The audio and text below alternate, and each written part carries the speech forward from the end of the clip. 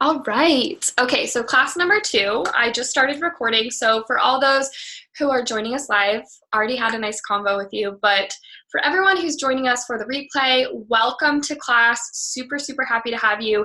Any questions or anything that comes up for you during this class, just make sure you just throw me an email, ashleyhollard@gmail.com, or throw into my assistant, Hannah, as you guys have been communicating with. So anyways, let's just get started really quick. We have a lot to cover in this week number 2. This is one of my most favoriteest weeks. But before we get started, and something we'll do every single class is kind of just do a recap of the last week. And I wanted to start off by saying I've had a few people reach out. A few people reached out to Hannah, and then also some conversation in that Facebook group about people having challenges with the writing, the journaling of this week. And that's totally normal. Usually there's a lot of resistance that comes up when you're starting to practice something and create a routine around something you haven't done before. But I do want to reinforce how valuable writing and creative writing or scripting, whatever you want to call that, whatever the experience sounds like and is for you, how important it is. And what I was trying to explain in the Facebook group, if you saw those comments and if you were engaged in that one post, it's about starting to create more flow in your body. So if you imagine words and conversations and you just see them stacking and stacking and stacking on top of each other, it's kind of the same thing. With writing, we're able to release. We're able to put them down commit to them to a piece of paper, which not only makes it that much more powerful and potent to lay down the foundation of our day, but it also gets those creative juices flowing so we could tap into that inner wisdom of inspiration that we were talking about from week number 1. So if you were having challenges, totally normal, but I just really invite you to try and show up anyways. It's just like with meditation. Just show up 1 minute, 2 minutes, 3 minutes, and just give yourself to writing about maybe the resistance you're having, or maybe, what you're grateful for that day. Keep it light, keep it fun. When I have nerves, when I'm stepping into a meeting or having a conversation that I feel nervous about, I just literally write about how people are feeling from my energy and how I'm feeling in return. So just make it about increasing your vibration and challenge yourself to show up every single day. So that's all I'm going to say about that. In terms of week number 1, for a quick little recap before we get started on this class number 2, I wanted to just do a little reminder of this inner roommate. That's a conversation that we started incorporating in our life during that week number 1, is really dialing into this conversation that's happening in your mind 24/7. It's that voice that kind of pipes up when you're trying to sleep, when you're driving, when you see somebody and you're judging them, when you're angry, when you want to have an argument with somebody and you're replaying it in your mind.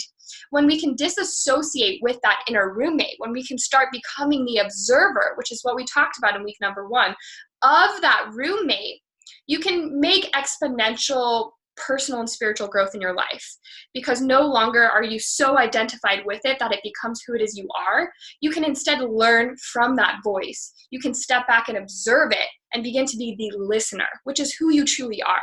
You aren't that voice. That voice is based off of programs, patterns, and it just wants to guide you and help you or debilitate your life.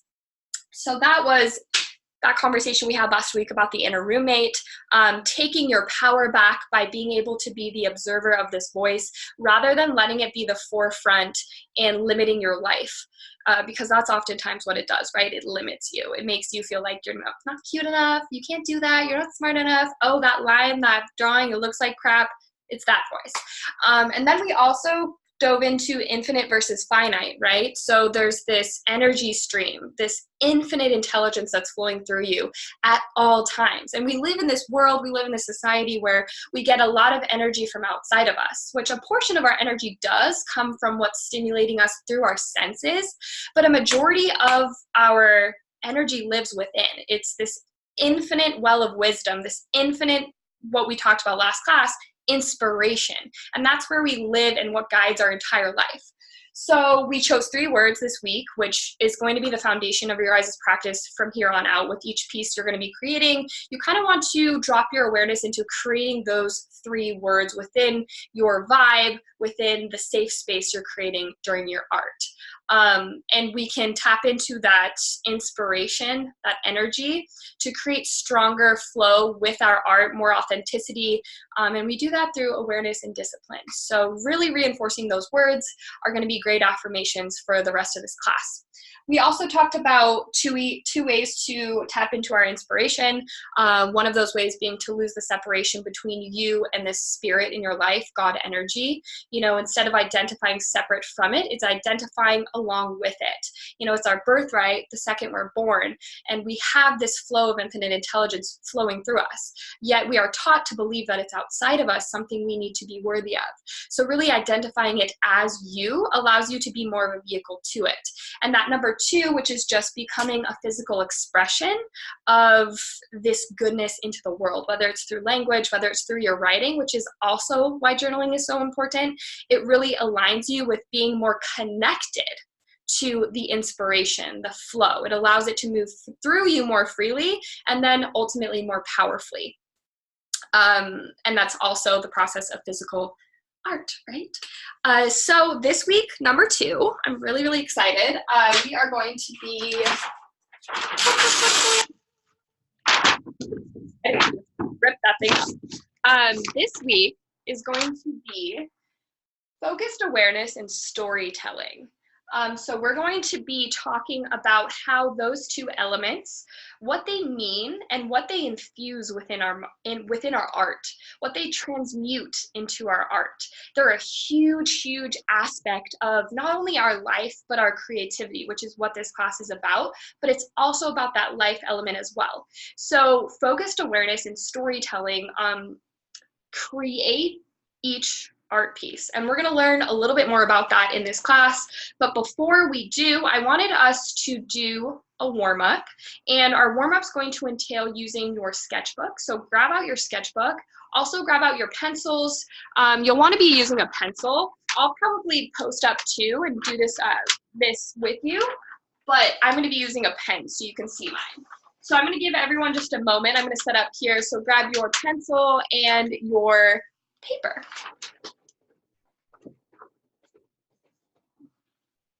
All right, it stayed, which is awesome. All right. Okay, so is everyone ready for the class?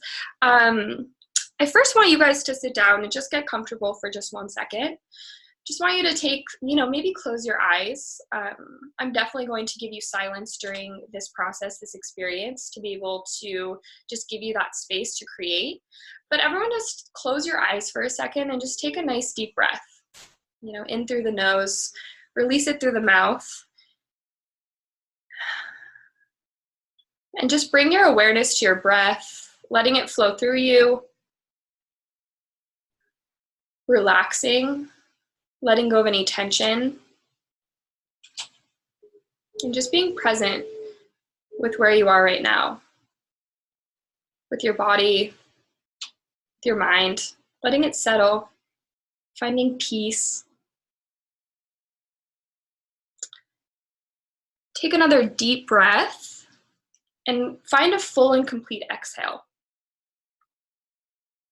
When you feel complete, grab a hold of your pencil, and I want you to take a look at the blank page of your notebook. And the first thing I want you to do is just set an intention. Choose maybe an affirmation, a word, something you're feeling today, whether it's love or whether it's gratitude. Just bring that into your awareness, maybe breathe into it, and just look at that blank page. And I want you guys to put a lot of just thought, feeling, just be very present with this little warm-up we're going to do. And I just want you to start with one line. It could be a horizontal line, it could be a vertical line, it could be a diagonal line. Just start with a line.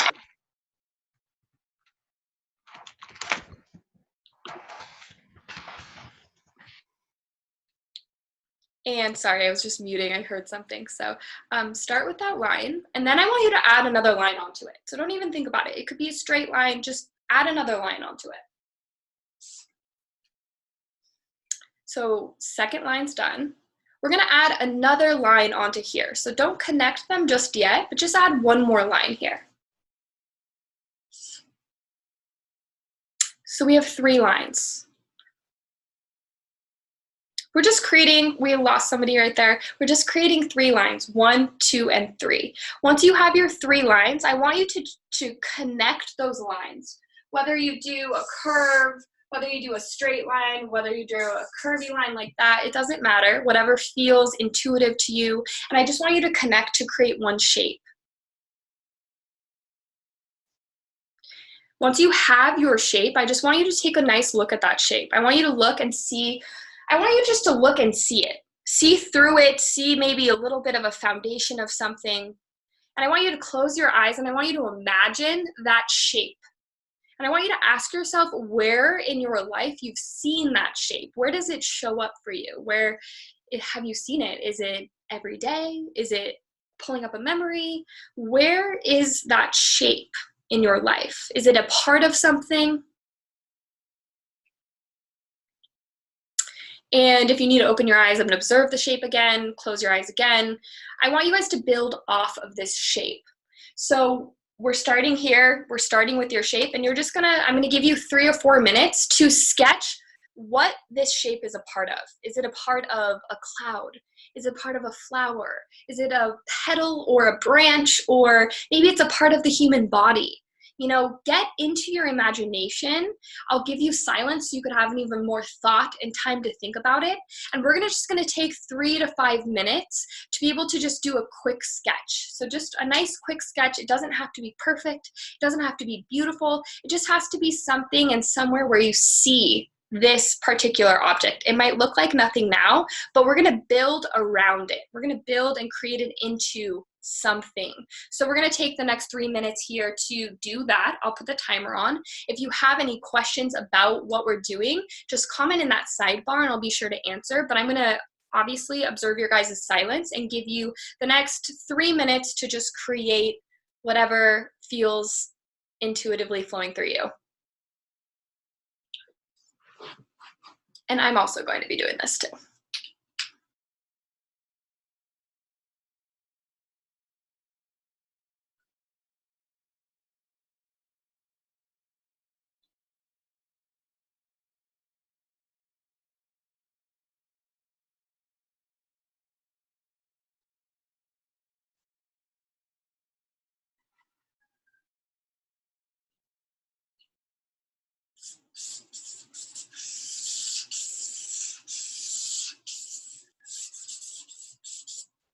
If you're struggling at all, just start moving the pen and see what starts coming forward.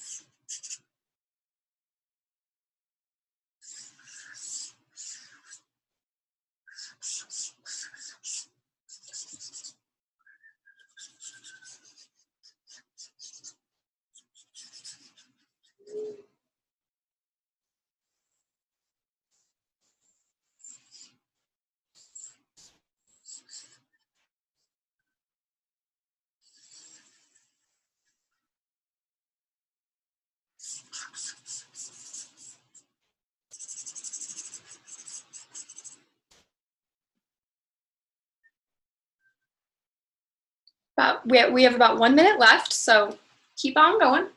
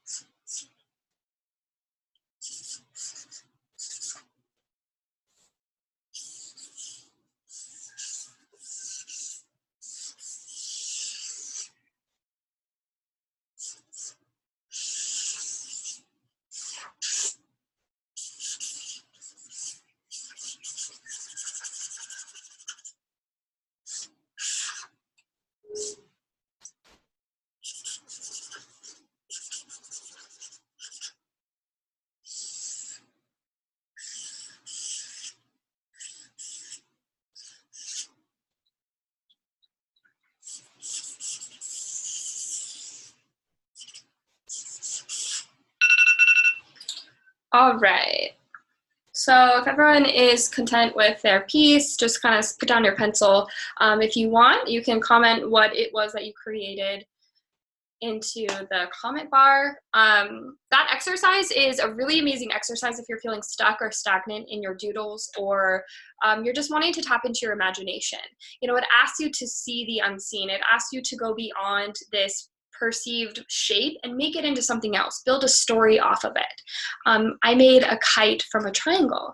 That's amazing. Simplicity, you know, what we're creating, what is it drawing out of us? What is the ultimate perceived what we are creating, right? That's what we're doing here. We're tapping into the imagination and letting the subconscious kind of bring forward what it is that we have going on in here. So for me, I mean, I don't know, it doesn't need to be good, right? It doesn't need to be like this insane, realistic, amazing shading. It can just be for fun. This is just a little, I made a sail for a ship.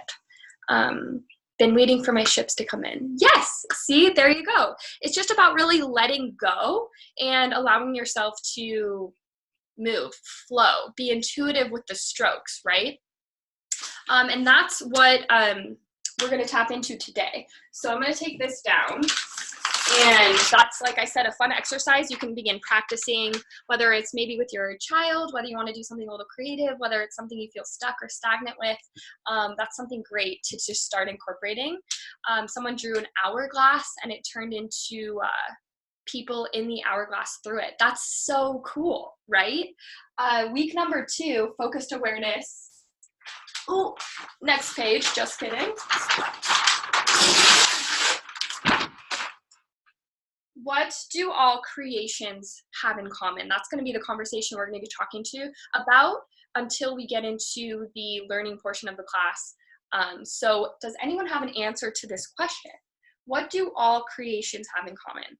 From the greatest artist you've ever seen in your life to your daughter who's making, you know, arms out of their head, to a rainbow, to whatever artist, whatever way, shape, form, age, what do they have in common? If anyone wants to give me a guess, 2 guesses, energy, beautiful, definitely a part of this, and pretty much the foundation. Creativity, yes. They are creative, yes, definitely. But what do all things in creations have in common? They have, well, not you, but they have the artist. So they have the artist in common. So every single art piece was created through an artist. And it goes back to what we learned in last class, right? If you guys want to write that down, that's an important thing to remember. It's simple, but so important and so forgotten. So art embodies the feelings, the emotions, sensations, ideas, limitations, dreams, freedoms of the artist. Each piece carries the energy, which is what somebody commented above, the energy of the artist. Each piece carries the energy of the artist. So each piece has the feelings, emotions, sensations, ideas, limitations are an important one, dreams, freedoms, body, mind, and spirit of the creator of it. You know, each piece carries the energy of the artist. And I know I've repeated that twice, but it's something really important to hold close to this inspiration happening here. Each piece and every piece, right, from my piece over here to the greatest artists of all time, they're a collection of their energy. They're telling a story. Each line is sharing a story, an aspect of the artist that's either happening in that moment or has happened to them in the past, or they're manifesting for the future. When an artist sits down to create an art piece, when you sit down to doodle, when you sit down to journal, you're infusing who it is you are in this moment, your evolution, your journey onto this piece. And to be able to do so authentically is to be able to be a vehicle and be able to express yourself freely, right? But a lot of us has a bunch of different restrictions happening, like we talked about in week number 1 with that inner roommate happening. Each piece, each line that's in every single piece collectively creates the art piece. It's one of my favoriteest things about art, is not even looking at art pieces, but looking at what the collective and what the energy being portrayed through the piece tells, and shares. You know, each piece, when you look at it, you might not be able to see it, or you might not be able to know it, but it tells a story of where the artist is, you know, where they've been. It tells a story of how they showed up to the art piece every single day. Maybe there's some harder brush strokes. They were having more challenges, more anger, more frustration. Maybe it's more filled with light and joy and free and just, you know, simplicity. And every single art piece is different. And that's what we're focused on in this class, is really tapping into the story that we have to share. And not only the story, but recognizing that every single line that you're creating from that warm-up is creating a story. It's something you've seen, it's something you believe, it's something you feel. Each line has you in it, which is ultimately what makes the art piece yours. You know, there is no replicas in art. You know, if you replicate a big artist, amazing, beautiful, but it's not that piece. It carries your energy. You know, an example of that that I started understanding more and more as I began developing my art career is it's not about the pieces of art that you're necessarily creating. People fall in love with the way an art piece looks, for sure, but they also feel in love most deeply with the energy that it provides them, with the way that they connect to it.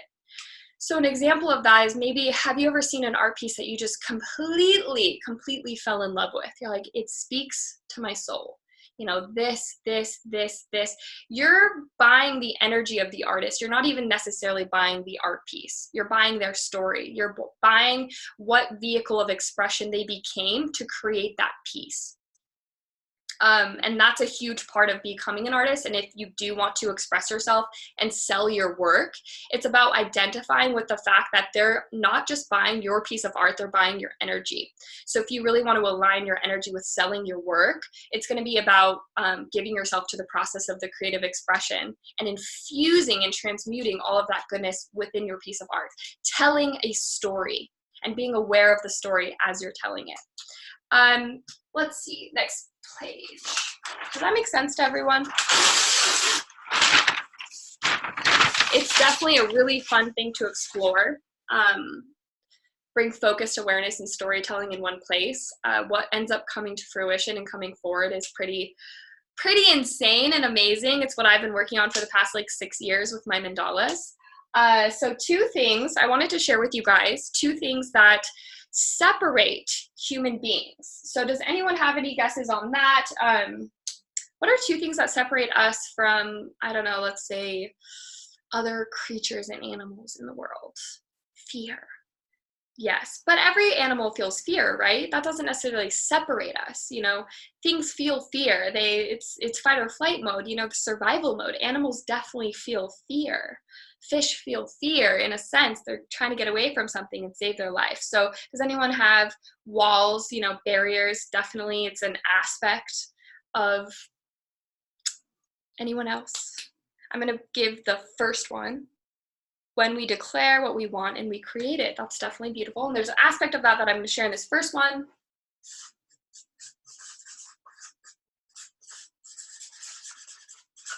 So we have an extensive memory, which means we hold on to a lot. We hold on to a lot of good things, and we hold on to a lot of shitty things.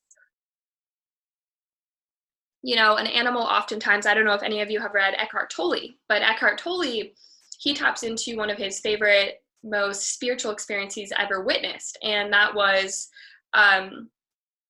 he was sitting at the side of a lake one day, and these 2 ducks, or these 2 swans, they got in an argument, they had a challenge, and they just started attacking each other. And once they were kind of done with their argument, done with just like trying to destroy each other, they both went their separate ways, and they shook their wings super fast. And if you know what I'm talking about in the Eckhart Tolle book, let me know. And it talks about shaking that energy off. You know, something very common within animals is they're able to just let go of the experience, shake the stress from their body and release it entirely.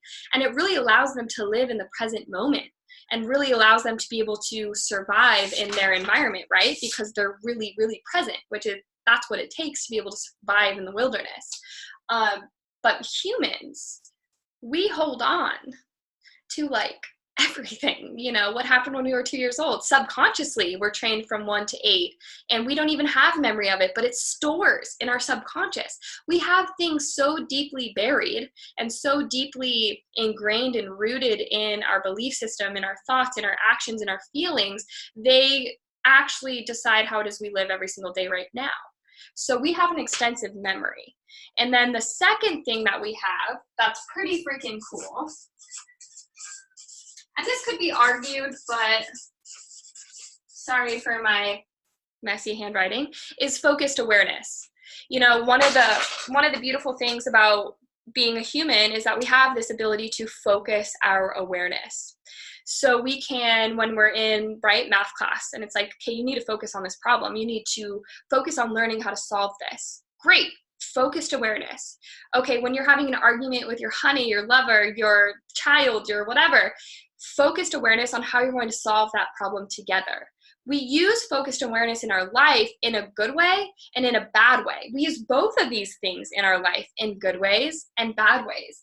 So that's why I wrote down here, and I did like this cute little bloody sword. It's a double-edged sword. Both these things are a double-edged sword, and both of these things are going to take place and obviously are part of our conversation for this week. These are the things that I want you to be focusing on when you're creating and working on your inspired action. So this week we are going to tell a story. We're going to, obviously, the common theme, the common thread is telling a story. We want to tell a story through our art. We want to tell a story through infusing the energy we want to portray in our art piece. You know, we want to create intention within the work we're creating, whether it's to release an old story, release an old program, release an old pattern, or it's maybe focused on the future in manifesting and creating, or maybe it's focused on this present moment. There's a lot of different options, a lot of different stories, because we have so many stories paired and programmed and remembered in our life with that extensive memory. We're going to be focused this week on mandalas, which is obviously like my specialty. I wanted to highlight it in the beginning of this art class, because I didn't want to create a whole entire series based off of mandalas, because there's so much more that we're going to be diving into and learning with sketching and color. So I thought bringing this into our focus, this conversation in the beginning, is actually going to lay a really great foundation for integrating your story within every piece and the intention of every piece you create. So let's see. So a little bit about mandalas, which I didn't write up here, but I can share the notes with you guys.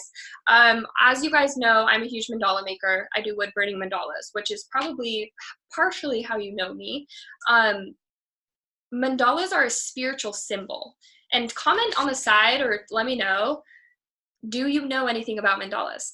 And if you do, just boom, like, yes, I love mandalas. Some people it's new to them. Some people I'm like, yeah, I'm a wood burning mandala artist. And they're like, what's a mandala? And I'm like, are you living under a rock? No, I'm just kidding. Not judgmental, but mandalas, mandalas, however you want to say it, it's up to you, add your flavor to it. But they've been used as a tool for art therapy and for therapy as a whole for so long.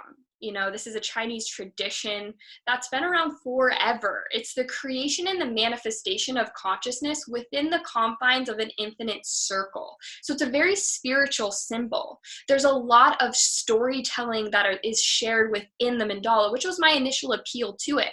And over time, I began to really unfold the journey and the process of each mandala I created.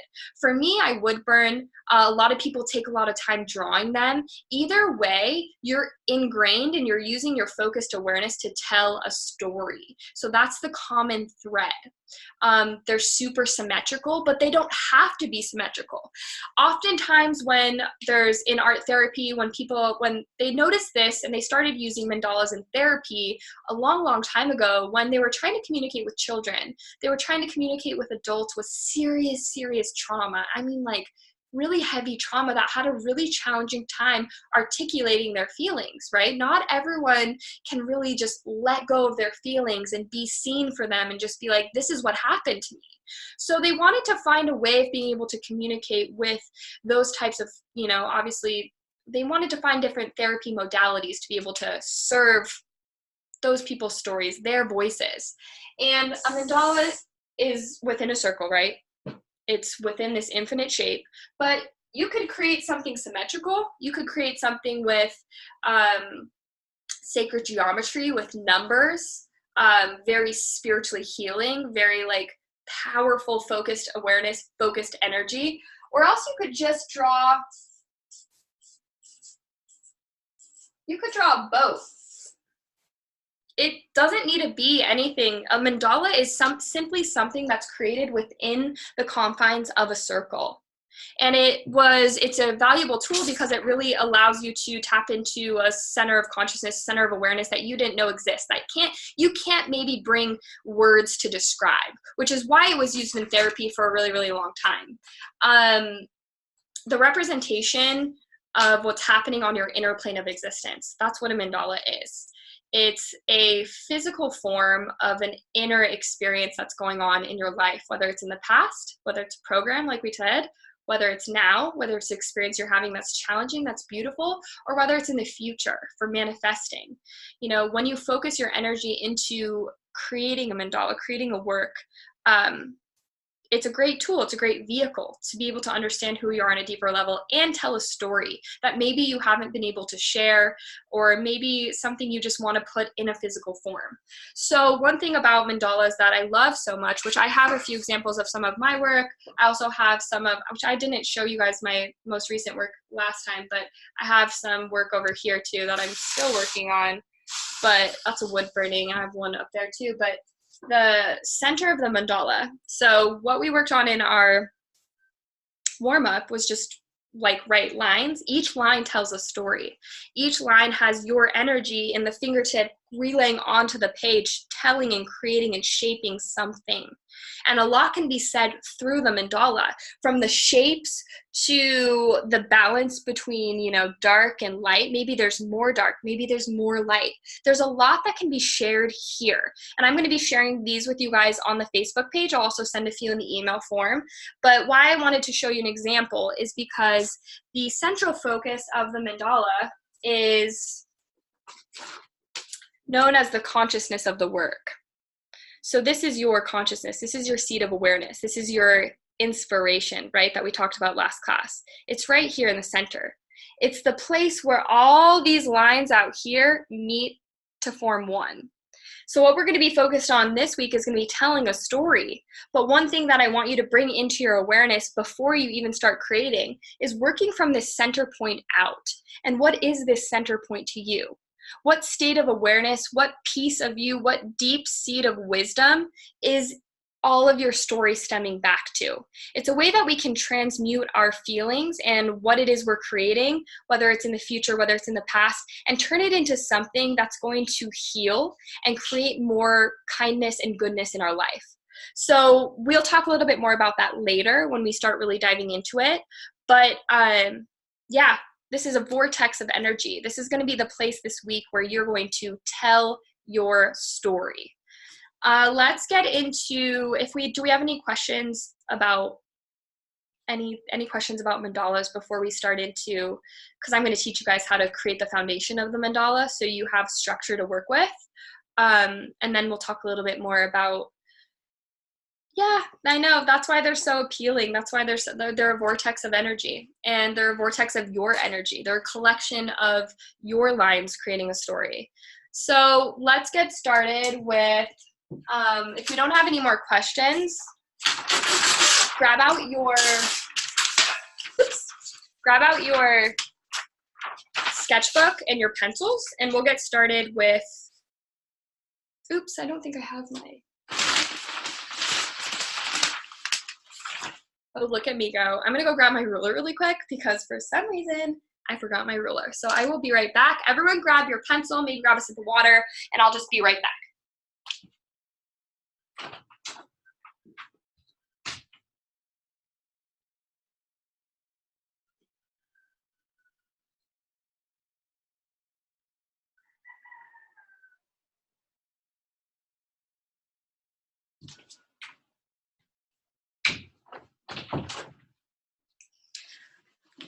Okay, way to be prepared for class, Ashley.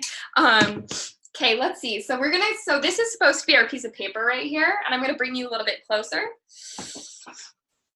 And so we have two tools. I think it was because we looked at that house right before that I'm like, because now I'm forgetting something else, or I'm remembering something else I'm forgetting. So I can also send you guys a picture of that later. But so this is our piece of paper, right? I'm going to be using a pen, but you guys are going to be using a pencil. Sorry if it's a little shaded here. So this is our piece of paper. That's what we're going to be getting started with. And you're going to take your ruler, right? And we're going to just find the center. Whether you want your center to be up here, whether you want your center to be down here or over here, it's totally up to you. But I always start, and my suggestion with this class and with just working with your mandala now is starting in the very dead center. So the way that we find the dead center of the page is we just measure out the page, right? So this particular page that I created right here is going to be, it's 8 inches by 10 inches. And we're going to be creating, step number 1 is creating 3 dots, horizontal and vertical, to be able to find that center. So I like to get started with horizontal first. So we just take that, it's 8 inches across. So we're going to mark dead center. So if your measurements are different, then you're just going to find the center point of however wide your page is. And you're just going to make 3 points on the page. I'm just going to mark that 4 inches on 3 different points horizontally. Once we have that, you're just going to use your ruler to connect all 3 points right here, and you're just going to draw that line. And they should all, make sure they all line up on those 3 dots. So we have our center line here. And then we're going to be creating 3 points vertically on the page. So we are going to be, let's see, we're going to be creating it vertically here. So mine is about 10 inches.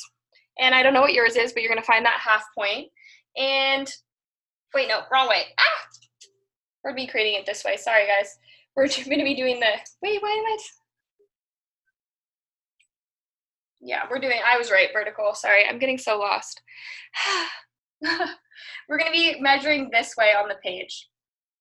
So 10 inches, it means 5 inches is the middle.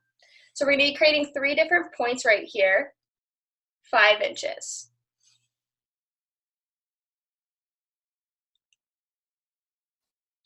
So you have your 3 points this way and your 3 points across. Then we're going to connect these here. Sorry for my minor little brain fart I had. You're welcome. I'm only human. And we're just going to point 3 across. We're going to connect the 3 across. So we have a nice little center point right here. So this is going to be our center.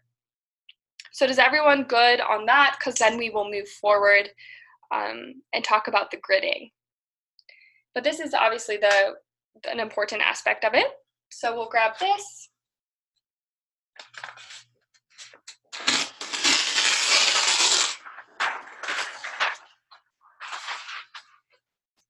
So next step is just going to be creating the grid. Perfect. I'm glad you grabbed a glass of wine, Jamie. I like your style. We're going to be doing, so we have this already set up, right? Here we are. Boom. This is my little 8 by 10 page. Yours is going to be a different point.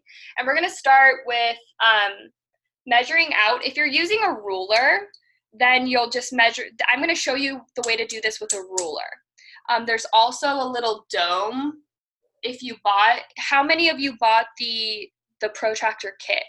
If you brought the protractor kit, great. Those are super awesome. Mine is currently downstairs because I forgot it downstairs because I'm like, okay, so did everyone? Okay, I'm gonna go grab my kit then, and then I'll show you both ways. I'm so sorry, you guys. I don't know. I think it was the excitement of this house, and Chick was like, she can only talk 20 minutes before your class, so let me go grab it really quick. I'm so sorry.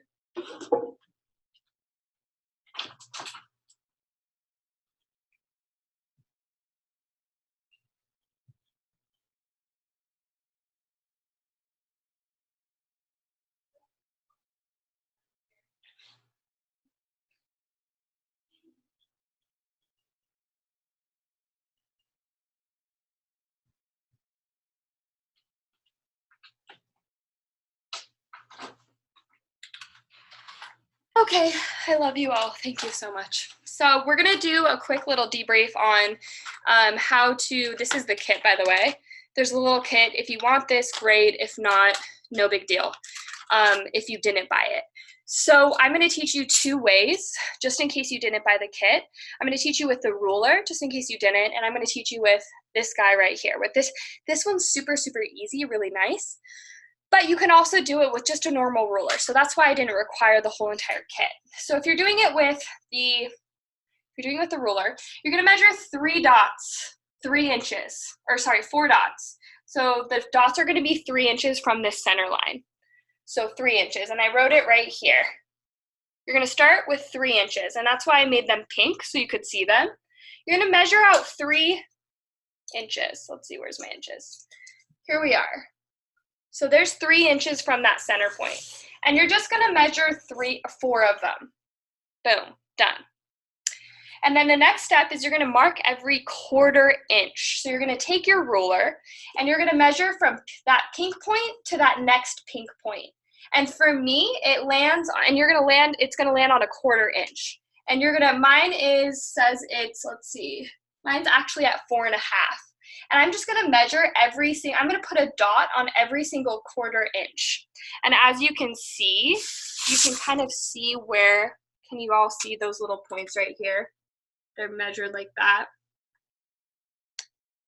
I'm just mapping out from that 3-inch point to this 3-inch point, I'm just mapping out every single 1/4 inch. And you're gonna do that all the way around. So from this point to this point, you're just gonna map out every 1/4 inch.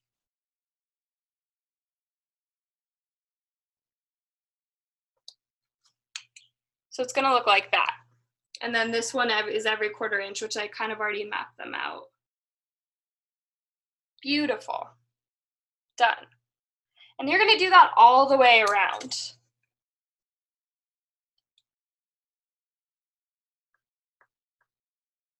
I'll just make them a little darker so you guys can see them. And then we got one more. It's very awkward to do art like this, but you know, making it work.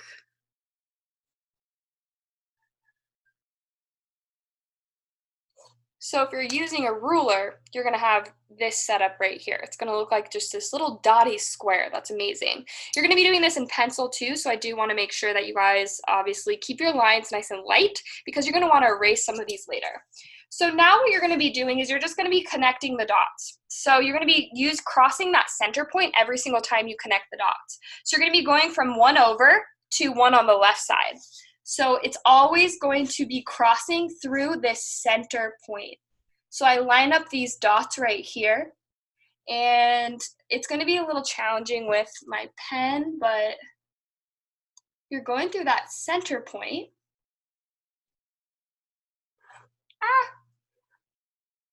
It's really hard to do this. There we go. And you're going to be going across. And then you're going to be going to that second point, and you're going to be hitting the second point right here. Just crossing that nice little center in the middle. So you're going to be doing that all the way across. And eventually, it'll just fill out the entire thing. Does anyone have any questions on this that I can answer while I'm kind of filling it out a little more for you guys? I'll also post this in the Facebook group as well and send it in the homework, maybe as an attachment, so you guys can see it a little better and close up. But you're just going to be going all the way around in a circle like so.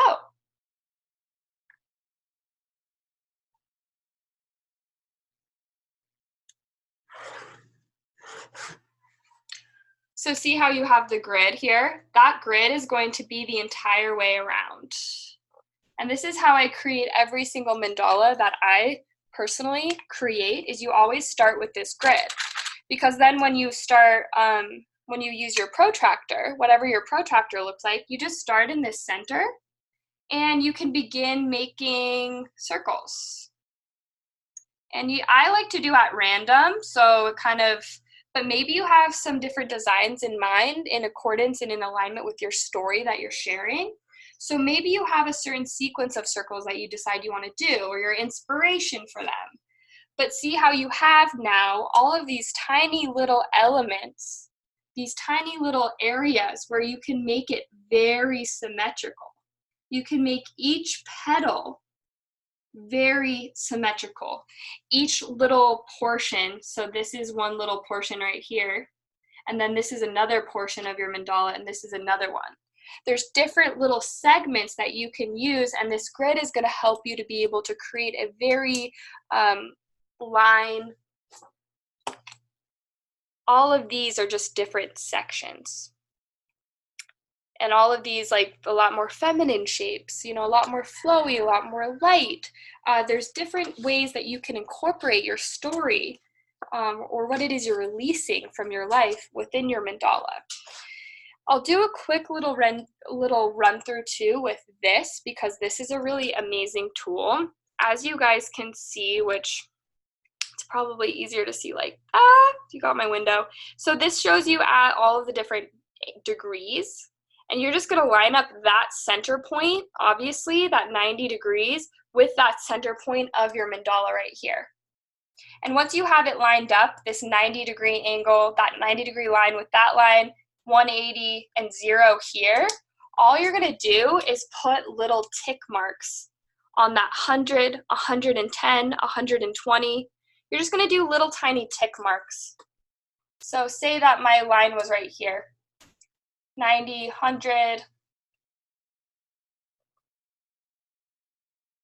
So this one's a kind of an easier way of going about it.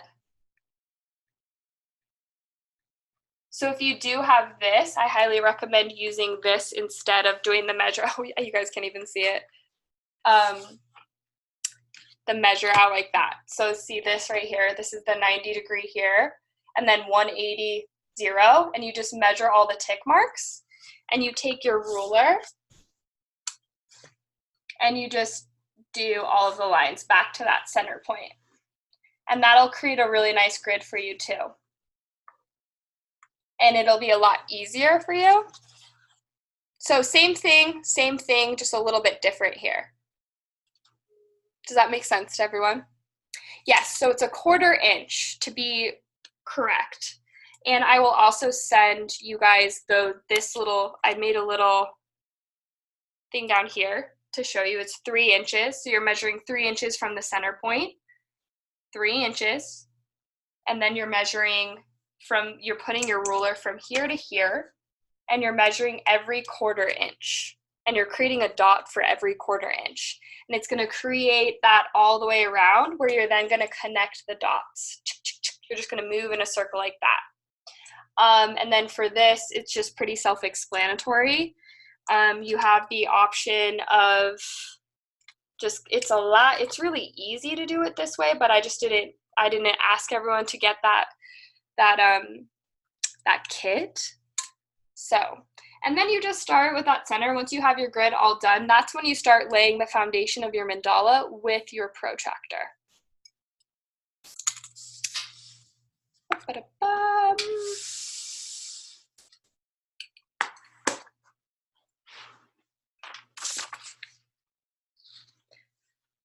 So does everyone, I'll send more of this and put it in the Facebook group, but does anyone have any like last remaining questions with that, or anyone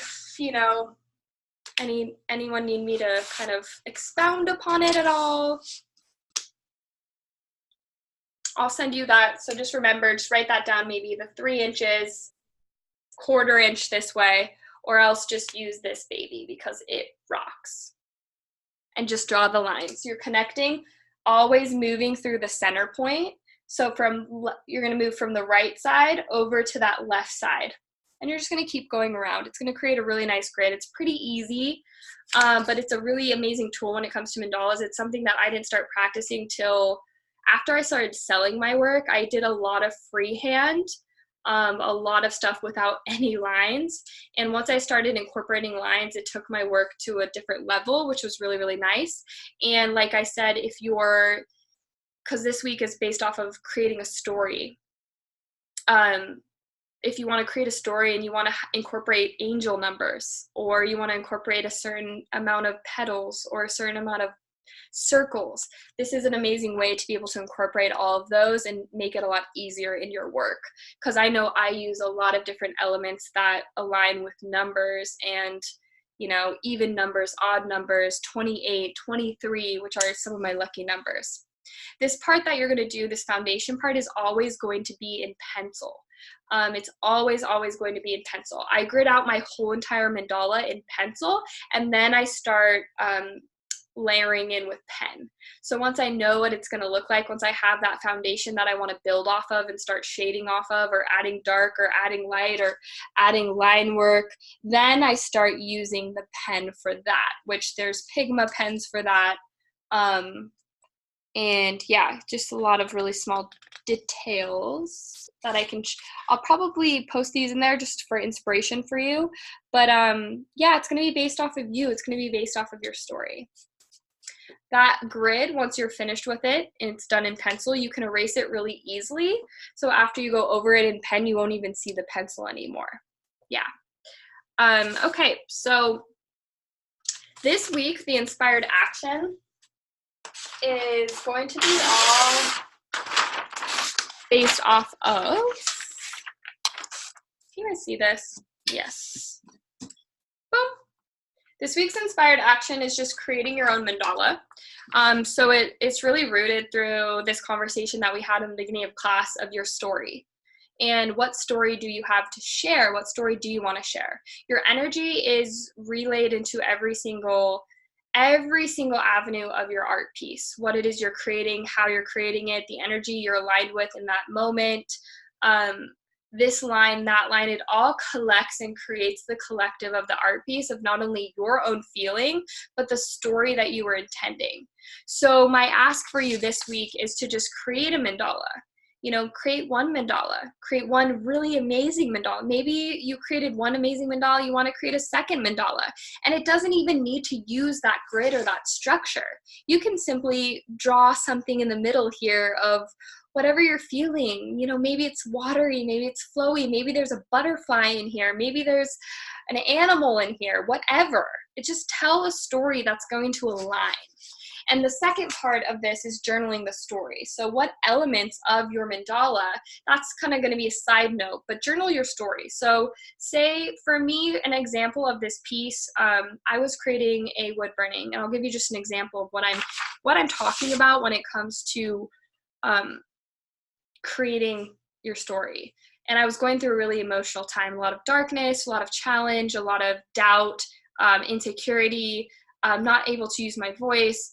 And the accumulative of those thoughts created a really, really dark mandala. There was a lot of shading, there was a lot of heavy lines, there was a lot of small details, there was a lot of, and that was the story that integrated into that piece.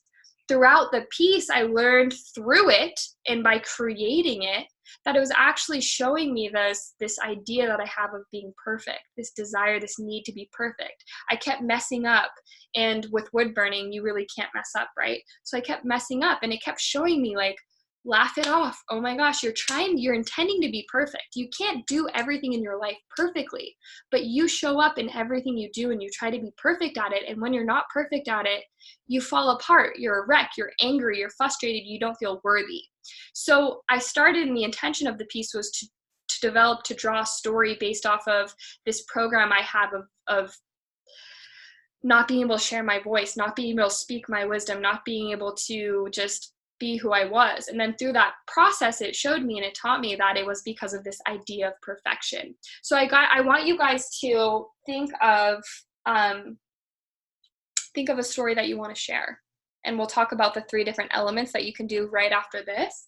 But I want you to think of using your mandala as a balance of lights, of darks, of maybe it's more heavily dark than it is light.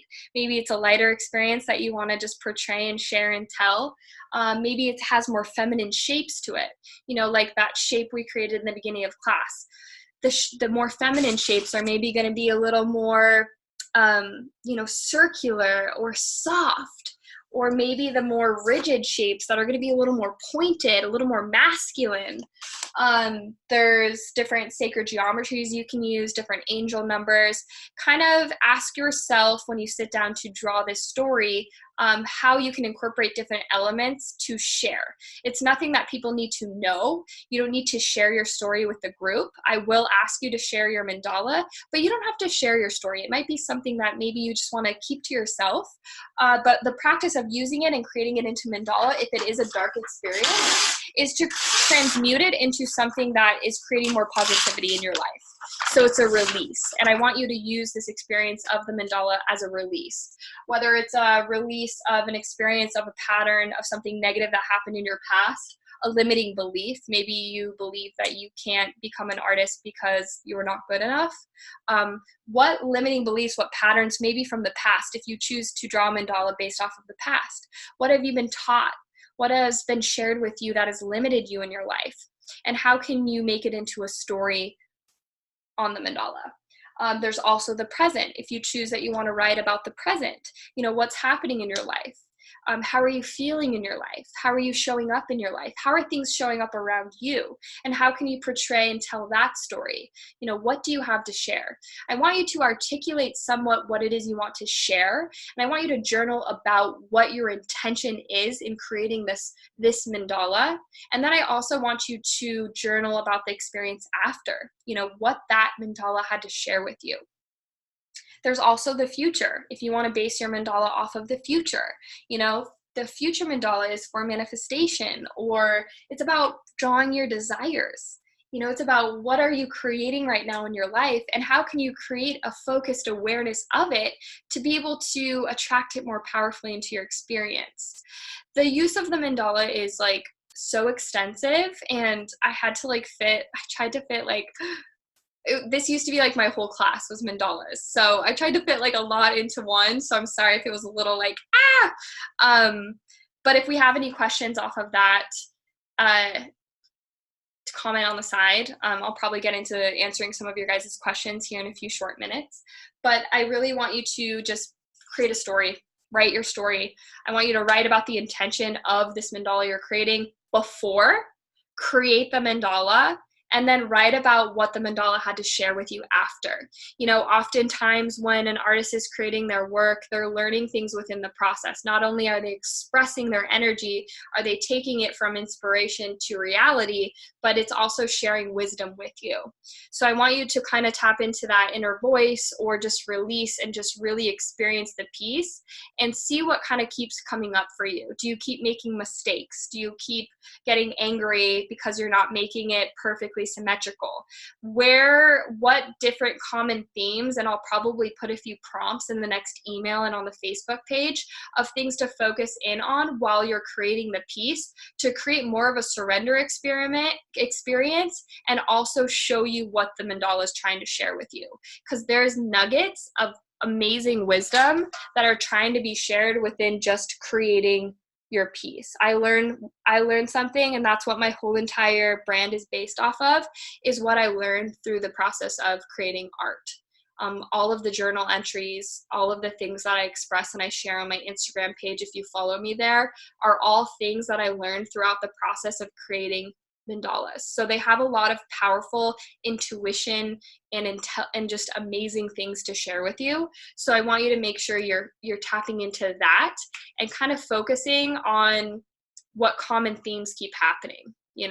It's like when you lay down to meditate and then you feel itchy all over your body. First it starts here, then it starts there, then it starts there. What little tiny tidbits of awareness are popping up for you to be able to take and turn into some type of lesson that you need in your life right now, or you need to let go of? And I'll take questions just to close out this class. One question says, how long does it take for me to do one small mandala? And that's a good question, but my question to you is a mandala that's wood burned or a mandala that is drawn? Because they are very different. I know many artists who take hours and hours and hours on drawings because they can. A drawing, these are prints of some old drawings I did. It can take as long or as little as you like. It's dependent on how much time you want to spend, how you want to get lost in it, how much detail you want to put into it, how much shading you want to put into it, what the story is saying, how much darkness. So this one has a lot of tiny fine lines, a lot of circles. That's a big thing that I use in a lot of my work. This one has a lot of shading. So it's just dependent on what it is you're sharing is how long it's going to take. And so a few hours, my wood burnings take, I can't even tell you how long because they're so long, but it's not just it'll take a while. Take 45 minutes, take 20 minutes, make it meticulous, make it simple, whatever it feels good to you, whatever feels good to what you're trying to say and the process you're trying to create for yourself this week. I should imagine that the result is because you are so very present in your process of creating a mandala. Yeah, definitely. There's a lot of energy that gets relayed into mandalas. That's why they are such a powerful vortex, is because there's a lot of energy put into them. There's a lot of attention and awareness. Focused awareness is what a topic for this week, focused awareness and storytelling. And through that experience, when we're more present in our life, our point of attraction becomes that much more powerful, right? That's why we really want to drop into this present moment. That's why when we want something, we want to manifest something in our life, we script it as though it's happening now. When we pull things into the present moment, not only are we more powerful, not only is our life more powerful, more meaningful, are we more grateful, are we more aware of what's available to us that is good, but we're also creating a really powerful energy within the mandala, the art piece, because it is a lot of intention putting in there. So that is when getting ideas for shapes along the mandala. Should we be looking at mandalas for inspiration, ideas of types of shapes to make, or 100% from us? It's totally up to you. My personal belief system on creating art, which is good, and I believe it's also maybe limiting as well, but I don't like to look at other people's work. That's why I'm resistant on obviously sharing with you guys my work, but I know it does help. So if you feel like you want to be called to seeking inspiration somewhere, for me, I think intuition is a huge connector to spirit.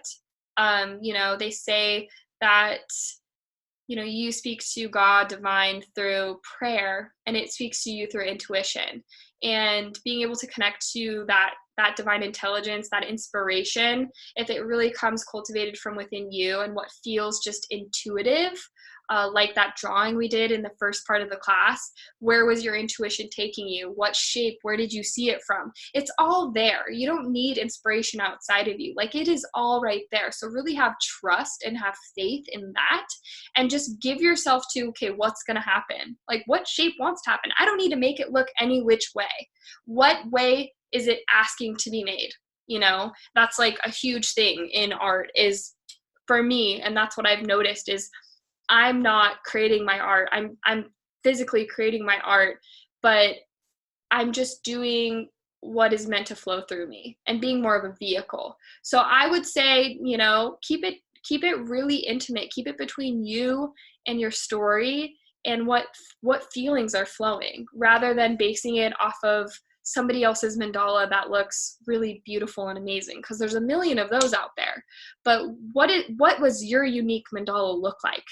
And you're not going to get your unique mandala necessarily if you're copying someone else's, or even using some inspiration from somebody else's. So you can definitely, I'm not going to down that at all, but try to maybe keep it initially between you and in your experience, and see kind of what is created through that, rather than imprinting your consciousness on it by trying to make it something. Just let it become, rather than trying to make it into anything. Yes, I'm glad that makes sense, Callie. Yeah, so that's kind of my, I tried to fit a lot into this week, so I'm sure it was a lot of listening, I know I've talked quite a bit, so I really appreciate you guys. Do we have any other questions? I have a bunch of writing prompts actually right here in my weekly writing prompts that I'm going to be sending to you in this follow-up email, along with this Zoom link if you need more access to the grid or anything like that. But just to, I guess, if we don't have any more questions, while I'm talking, feel free to ask questions. I will look at them as soon as I get a moment. But yeah, this week, if you have any questions, keep them coming. But I'm just going to close out, I guess, by just saying, try to really let go and look at that blank piece of paper, and instead of looking at it and trying to make it into something, set the intention of asking what it's trying to be made into. You know, oftentimes we really try to impress upon our lives what it is we want, rather than surrendering to what's meant to flow through us. So when you sit down to create your mandala, and bring into your awareness the story, the feeling of that story, the intention within it, and just ask what it's asking of you. You know, have no idea, have no desire of what it's supposed to become, or this print or that print, and just let it create itself. I think that is the story, that is the inspiration behind this week, is taking that focused awareness and transmuting it and infusing your art piece with pieces of you, and not in the way of a realistic scenery picture or portrait, but in the form of just simply lines, you know, lines on lines on lines. But I really appreciate all of you. It doesn't look like there's too many questions. Thank you for all bearing with me when I forgot 2 rulers. That won't happen next week. You can blame Jake. It was his fault. He made me do this little, like, no, I'm kidding. It was really nice. The real estate agent, like, iPhone walked us through the whole house. I got really seasick while I was watching because it was too much movement, but it was really kind. So I'm blaming it on that because I was a little unprepared with those rulers. So thank you for just like holding on and being amazing. But I really appreciate all of you. This week, if you finish one mandala and you did it on the present and what's going on in your life, you know, maybe make another one off of the past or the future. Like, if you are feeling it, flow with it. And continuing your daily journal practice is going to be a really, whether it's 1 minute or 2 minutes, I really challenge you to continue that this whole experience for the 7 weeks. And yeah, that's pretty much all I have for you guys. You don't have to share your story, but I would invite you to share your mandala. It's a really fun way of being able to see what everyone comes up with, what's going on for them, what the inner look, that little looking glass into your soul looks like. That's how I always imagine my work. So I have, like, you can't really, this is my piece right now that I'm working on. And then I'll show you like my little one up here. That's one that I finished recently. It's actually for sale. I haven't sold it. I just decided to sell it, but I'll give you a better look. So every single tiny, if you can see this, it's wood burned, right? But it's the same thing as pen. Every single tiny movement has me in it. And that's why people really enjoy my work. It's about the art, but it's about me being in it. And if I really tried to create something based off of what I had seen, that piece wouldn't become what it was meant to be. And people wouldn't resonate with it in a way that they can feel parts of me. So that's, you know, speaking into that, that's the intention of the week, is just be who you are and create a piece of work that's very authentic to you. And I really appreciate all of you guys for being here live on the call, for all of you joining in at home at a different time. Thank you for watching the replay. If you have any questions, be sure to follow up via email with Hannah or with me. But I really do. You each are amazing, and I cannot wait to see what each of you come up with this week, and with this intention. Next week is going to be a lot of sketching, so we're going to be diving into that whole series of sketching and actual different shading and different techniques and different things like that. So that'll be also really fun to dive into. But I appreciate you all for being here. Happy Saturday. Thanks for joining me. I love all of you so much. Oh, it hurts. It hurts. I can't even tell you. Okay, I'm gonna stop. But I guess I'll see you guys on the next call. next week. So if there's any last words, thank you, Debbie, Flora, all of you are amazing. I can see some of you, and it's beautiful to see. So post your mandalas in the group for everyone to see. Share your story if you want, or keep it to yourself. But I will send you all the prompts for this week. Journal, keep journaling, keep doodling, keep those lines rolling. Tell that beautiful story. So, oh, beautiful. Wait, hold on. I'm going to pull you up because Debbie, wait, I need to pin you. What is that? Oh, that's beautiful. I love that. Wait, that's amazing. You got to share that in the group. Please share that in the group. That is so cool. Oh, look, hello. I have all of these people popping up. Okay, so I'm going to stop recording. Thank you all for being here, and I guess we'll all share in the group chat. If talking more in this call is something you're interested in, just let me know. I'll incorporate more. It's just challenging with everyone's different connections. Sometimes it works and not. But yeah, love you all. So thank you guys, and I'll see you guys next time. Bye, everyone. Bye. You guys are amazing.